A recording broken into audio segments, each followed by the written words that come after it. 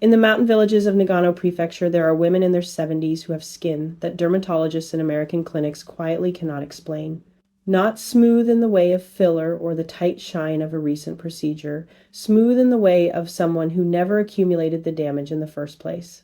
That distinction matters. And it starts with something that costs less than $2 and has been sitting in Japanese kitchens for 400 years. The ingredient is rice bran, not rice water, which is what the beauty industry will try to sell you once it reads the same research you are about to hear. The outer layer of the rice grain, the part that is removed during milling, the part that has almost no commercial value, the part that Japanese women have been pressing against their faces, their necks, and their hands since the Edo period. They call it nuka. And the women who grew up using it did not grow up using it as a beauty ritual. They grew up using it the way you use a bar of soap. It was simply what was there, and it worked, and so it stayed. Before we go any further, I want you to understand what this channel is and who it is for. It is not a tutorial. It is not a list of home remedies. It is documentation of what women in specific places have known for centuries and what the rest of us were quietly talked out of believing. If you have already spent money on serums that promised everything and delivered very little, you are not naive. You were sold a system designed to keep you buying. This channel exists for the woman who already suspects that and wants the record to say it plainly. The practices I'm describing come from the daily lives of women in Okinawa Prefecture, the traditional districts of Kyoto, and the rural communities of Nagano, places where these methods have never been replaced by anything modern because nothing modern has proven worth the trade. That is not nostalgia. That is a 400-year outcome. Now let us talk about what rice bran actually is and why it does what it does. When a grain of rice is milled, stripped of its outer layer to produce the white rice, most of the world now eats that outer layer. The nuka is set aside. It contains a compound called gamma-oryzanol, which is one of the more potent antioxidants found in any plant-derived substance. It contains vitamin E in its tocotrienol form, which penetrates skin tissue more effectively than the tocopherol form you typically find in commercial moisturizers. It contains ferulic acid, which has been studied for its ability to stabilize other antioxidants and reduce the oxidative stress that accelerates visible aging. And it contains a natural ceramide fraction. Ceramides are the lipids that hold the surface of your skin together, like mortar between bricks that is molecularly close enough to human skin, lipids to integrate rather than just sit on top. Here is the number that changes everything. The concentration of ferulic acid in raw rice bran is roughly 5 times higher than in the refined rice bran oil that goes into the premium Japanese skincare products sold in specialty stores for $60 to $90 a bottle. The women in Nagano are not using the refined oil, they are using the raw bran. They never paid for the extraction, they kept what the mill discarded. The geisha of Kyoto's Gion district knew something related but not identical. The connection there runs through rice bran fermentation. The same nuka left to ferment produces a byproduct rich in kojic acid. Kojic acid inhibits an enzyme called tyrosinase, which is responsible for melanin production. Less tyrosinase activity, less hyperpigmentation, which is the number one visible aging concern for women over 60, more than wrinkles, more than loss of volume. Uneven tone is what makes a face look old in photographs, and kojic acid was not discovered by a laboratory in the 1980s. It was documented as a fermentation byproduct in Japan in the early 20th century, and the women working around fermented rice had been benefiting from skin contact with it for generations before anyone named the compound. There is a woman in Matsumoto, a city in Nagano Prefecture, who is 73 years old, a retired school teacher, the mother of 3 daughters. She has used nuka in some form every day for roughly 55 years, since her grandmother introduced it to her when she was a teenager. Her monthly cost for the practice, including the small amount of fermented bran she still prepares, is less than $2. She said something once that I have not been able to set aside. She said, "My grandmother's face at 80 looked younger than my mother's face at 60, and my mother stopped using it when she moved to the city and started buying creams." That is not a clinical study. It is a 3-generation observation from a woman who has watched the divergence happen inside her own family.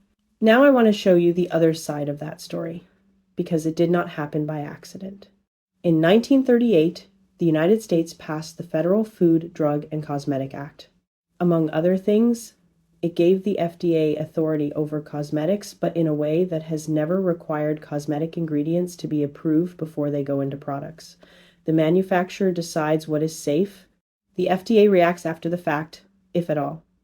That framework sat essentially unchanged for 84 years. 84 years during which the industry grew from a domestic novelty into a business generating over $50 billion annually in the United States alone. In 1976, the cosmetics industry created its own ingredient safety panel. It is called the Cosmetic Ingredient Review. It operates with funding from the Personal Care Products Council, which is the industry's own trade association. The panel has reviewed more than 4,000 cosmetic ingredients. It has no enforcement power. It cannot compel a manufacturer to remove an ingredient. Its findings are recommendations. The companies that fund it are not obligated to follow them. In that same period, the 1970s, synthetic retinol began appearing in commercial skincare. Vitamin A derivatives repositioned as anti-aging technology. The dermatological establishment embraced it. The beauty industry built a category around it. By the late 1990s, retinol had become the gold standard ingredient in anti-aging skincare, and women over 60 were told that nothing else worked as well. Meanwhile, the fermented rice bran that Kyoto's geisha had used for texture and tone for 2 centuries was not patentable. There was no margin in it, and so it was not promoted. That is not a conspiracy. That is a business decision made by identifiable entities over a documented timeline. The absence of rice bran from the American anti-aging conversation was not an oversight. It was an outcome of what can and cannot be owned. And there is one more layer.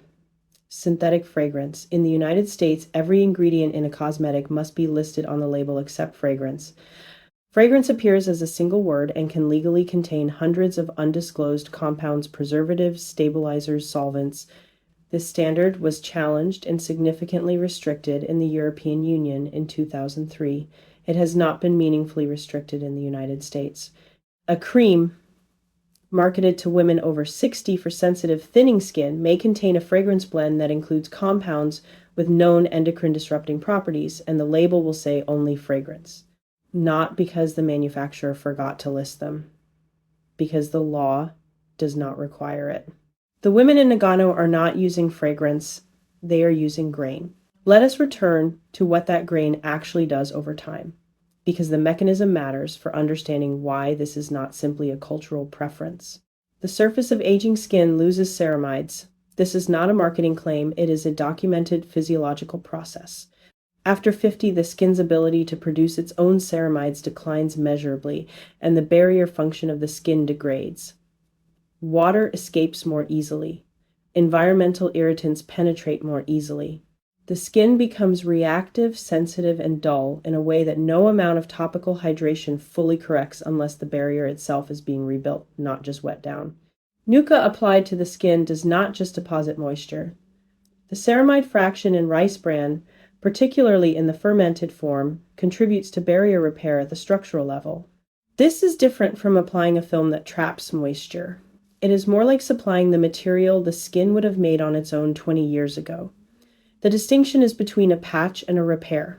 Japanese women with access to this material, applying it consistently over decades, are not just maintaining their skin. They are working with a repair cycle that commercial products interrupt by substituting occlusive ingredients, silicones, mineral oils that feel effective without contributing to the skin's actual architecture. That is why the surface looks different. Not treated, not plumped, continuous. The civilizational record on this is worth sitting with for a moment. Roman women used grain-based preparations, finely milled cereal pastes, as daily skin cleansers. Ayurvedic medicine has used rice bran oil in skin formulations for more than 2,000 years, documented in classical texts as a substance for maintaining smoothness and protecting against heat damage. Korean court records from the Joseon dynasty described fermented rice preparations used by noble women for skin whitening and tone correction, which, when you understand the kojic acid mechanism, is no longer mysterious. Persian physicians in the medieval period wrote about bran-based poultices for skin healing. These cultures never met. They arrived at the same material by observation, not communication. Japanese women did not invent the connection between fermented rice bran and skin.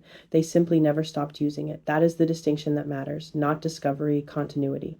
While the American beauty industry was reformulating, relaunching, rebranding, and recycling the same synthetic actives in new packaging, something else was quietly persisting in villages, where the mill had always been down the road and waste was never wasted.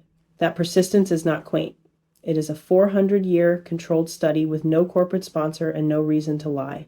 If you have seen rice-based products at a department store counter or in a Japanese beauty brand's international line, what you were looking at was a commercial extraction of this tradition, refined, stabilized, concentrated, and priced to reflect a margin. That product may have real efficacy. It also has real distance from the source. The women of Nagano are not using a rice bran serum developed in a Seoul laboratory and packaged in frosted glass.